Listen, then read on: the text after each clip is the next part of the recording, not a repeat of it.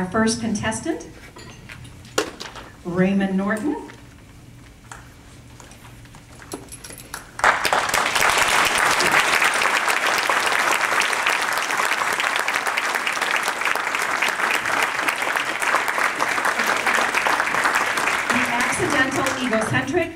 The accidental egocentric, Raymond Norton.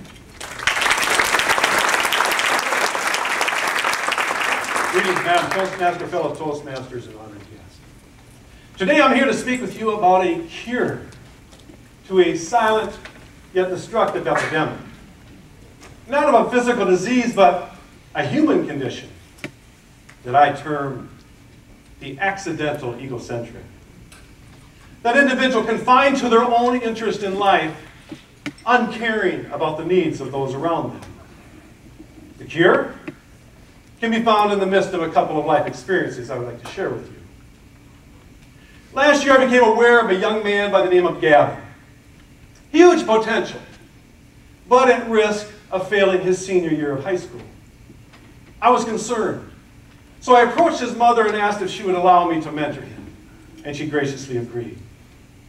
I went to work right away. I set up a meeting with the school counselor, the principal, and of course Gavin. And we came up with an action plan that every Monday at 2:30, I would meet with Gavin privately to go over his schoolwork, address any challenges he was facing, and keep him on track to graduate. I went to the school every Monday for 3 months straight. And in that time, Gavin showed up twice. But every Tuesday, the school let him know. Raymond was here again yesterday to meet with you. Until one day I arrived to find that Gavin had quit school, moved away, and no one really knew where he moved to. Needless to say, I was more than a little bit deflated over the situation. That is, until I received a phone call a few weeks ago. "Hi, Raymond, this is Gavin. How are you?" It took me a second or two to realize who I was speaking to. I said, "Well, Gavin, good to hear from you. I'm fine. How are you?" He said, "I'm fine too. I have my GED now, a great job, and a cool phone." I said, "Well, congratulations on your GED and your new job, Gavin. I'm proud of you." He said, "Yeah, it's pretty exciting. Say the real reason I called, though, Raymond, is I wanted to thank you for trying to help me. I know I didn't hold up my end of the deal, but it meant a lot to me that you tried to help me and that you believed in me." I said, "Well, that warms my heart to hear that, Gavin.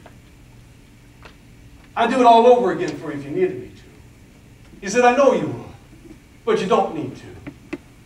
I just wanted you to know how much it meant to me." And that was the end of our conversation. That last day that I walked into the school to discover that Gavin had quit, I was completely demoralized. I didn't get to accomplish one thing for that young man that I set out to do. So I thought, until the phone call. And then I realized just the fact that I had a heart to help this young man and I believed in him inspired Gavin to take on and defeat the giants in his life. It was transformational for him and an extraordinary moment for me. A good number of years prior to this, I had another mentoring experience. Only this time, I was the one being mentored. A precious couple saw my need and invested in my life in a big way over an extended period of time. As time has a way of doing things, our lives eventually took on different tracks. And I knew I was soon going to lose my day-to-day access to their lives. So I sat down and I wrote them a letter to tell them how grateful I was for all they had done, how much they meant to me, and how I would miss our times together. I knew they weren't at home at the time that I wrote the letter, so I put it in an envelope and I stuffed it in their front door. And just as I thought, I didn't see them again for the longest time. 10 years later, I run into the husband, and we were reminiscing, talking about old times, when he stops me, looks me in the eye, and said, "Raymond, I want you to know we still have that letter you wrote and left in our front door. We put it away for safekeeping. And every time we feel like giving up on someone or quitting what we're doing, we pull that letter out and we read it again. And it inspires us to keep marching on. I just want you to know how much that letter means to us. I was blown away. My letter of gratitude took so little time to write. Ministered to this couple in some of their darkest hours. Simply amazing. Why are moments like these so special? Why do they mean so much to us? Because they're rare.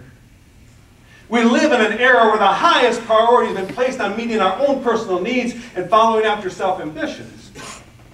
That we've expended all of our capital and time and energy and find there's really nothing left to invest in the lives of those around us. I believe it's time to pause and reassess. Have I become the accidental egocentric? Or do I have a heart to help other people defeat the giants in their lives? Only you know the answer to that question. One thing for sure, when you leave this place, you will run into countless people that need a personal touch from you.